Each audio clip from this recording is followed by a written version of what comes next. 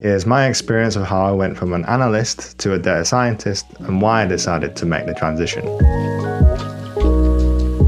Hey everyone, welcome to the channel. My name is Leon. I'm a data scientist based in the UK, and about 3 years ago I decided to transition from being an analyst to a data scientist. Like any career change, it was a pretty big decision for me to make, and data science having a high barrier to entry meant that I wasn't sure if this was all going to work out. Luckily it did, which is why I'm here making this video today. But it would have been nice if 3 years ago somebody had made a video sharing their experiences of how they went from an analyst to a data scientist, but at that time there weren't that many, and they were usually people from the US and not from the UK. So here are the timestamps, and in this video I'm going to share with you my experience of how I went from an analyst to a data scientist.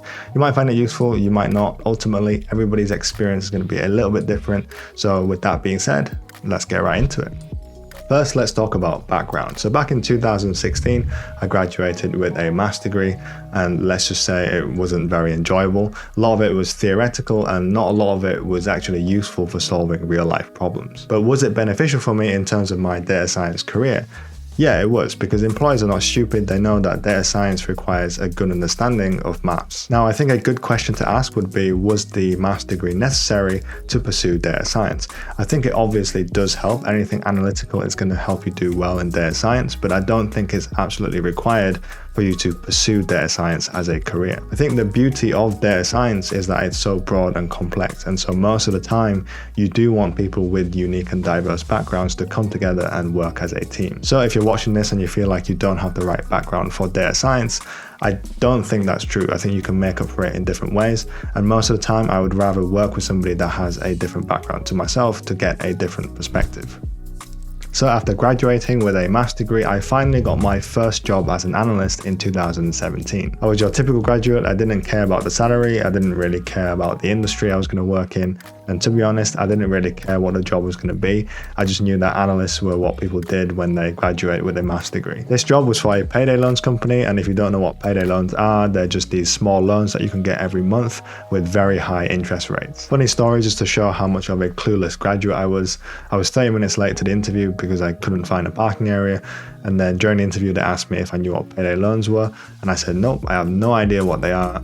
I still got the job, and this was my first ever interview that I've had since graduating, so I was extremely lucky to get the job. I learned a lot of SQL and a lot of Tableau.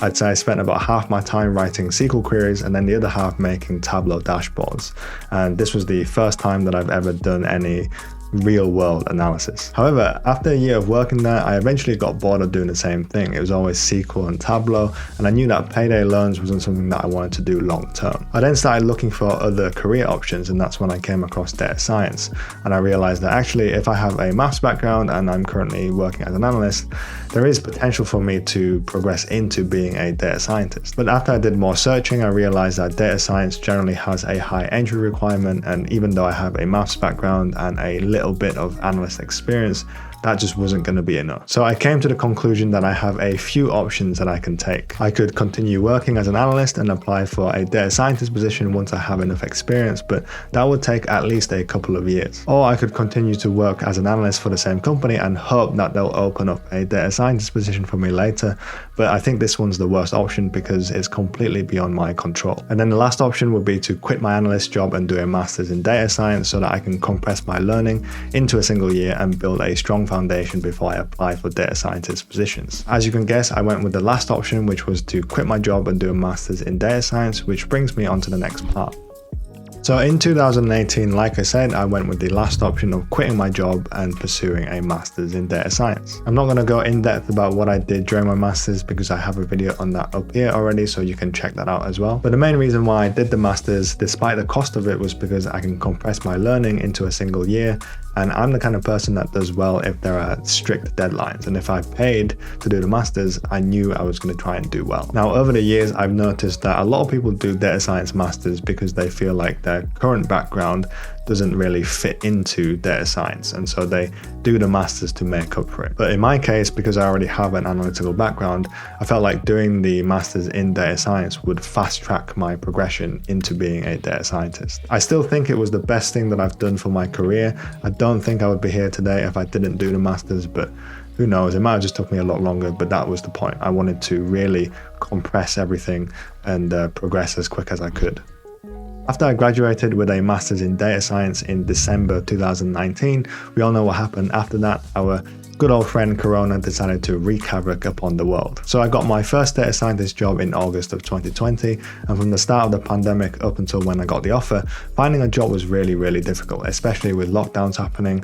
So I spent most of that time just doing projects and doing certifications. I remember most interviewers asked me about my projects and my background, and finally I felt like I had a decent chance when applying for these data scientist positions because of my master's and my analyst experience. And the extra time that I had because of the lockdowns really allowed me to focus on the areas that I felt I was lacking. So I really tried to make the most out of it. If you start from when I first became an analyst to when I first became a data scientist, in total it took me about 3 years, which actually I think isn't that bad, because if I stayed working as an analyst, I feel like it would have took me much longer. So taking that leap and doing the masters, in my opinion, paid off. So in summary, I basically worked as an analyst first, and then I didn't like it, so I wanted to work as a data scientist instead, and as soon as possible. So then I quit that job and I decided to pursue a master's in data science, and then in August of 2020, after 3 years, I finally landed my first data scientist job. But obviously this is just my experience, so there will be some survivorship bias, because I'm sure there are people who have worked as an analyst and then did a master's in data science or something similar, but then still struggled to get a job as a data scientist. So you should take my experience with a grain of salt. Now, if you're interested, I do have more videos up here on how to land your first data scientist job, or videos about my data science masters. So if you want to, you can check those out as well. If you want to work as a data scientist, or you're already working as one, then I'd love to hear your thoughts in the comments down below. You can also follow me on Instagram. And if you want to see more content like this, please like and subscribe, turn on the notification bell, and I'll see you in the next one.